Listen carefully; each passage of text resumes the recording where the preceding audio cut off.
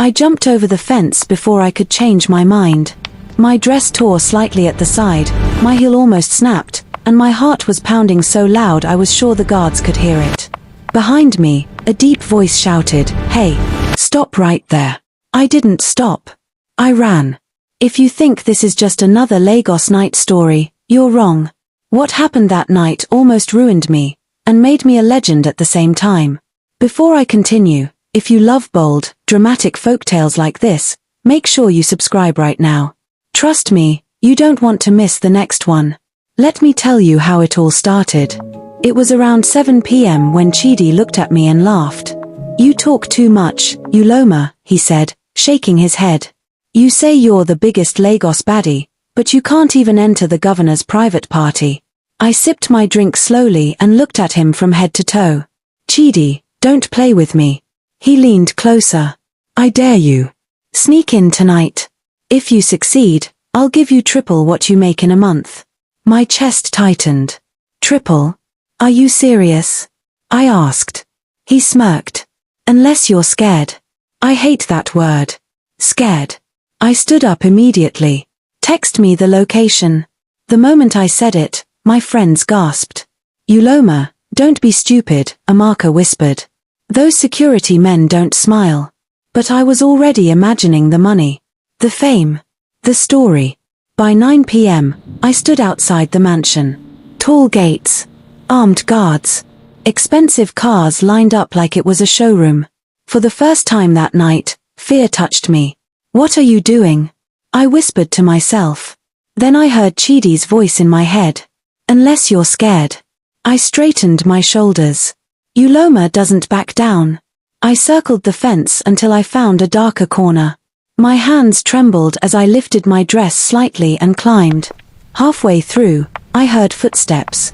My breath stopped. "Who's there?" a guard shouted.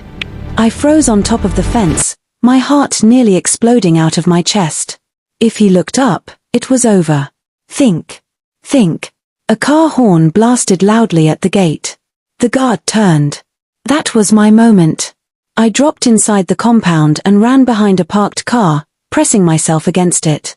"Oh my God," I whispered, holding my chest. "I'm actually inside."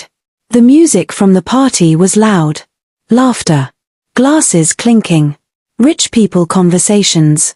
I adjusted my dress, fixed my hair, and walked confidently toward the entrance like I owned the place. Inside was madness. Gold lights. Expensive perfume in the air. Influencers. Politicians. Lagos big boys. For a second, I forgot I was trespassing. Then I saw Chidi across the room. His eyes widened. "You're insane," he mouthed. I walked up to him slowly. "Say it properly." "You're insane," he repeated, laughing quietly.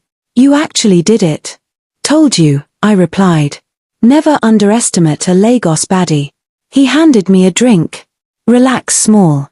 Don't look suspicious. Relax." My palms were sweating.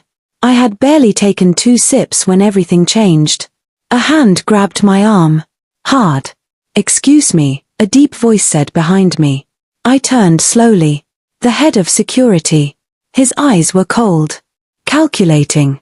"I don't recognize you," he said calmly. My throat went dry. I'm with." "With who?" he interrupted. My mind went blank. Chidi had disappeared. "Coward. I think you should come with me," the security man said. That was it. That was the moment. I pulled my arm away and ran. Yes. I ran inside a governor's mansion. People started shouting. Music stopped.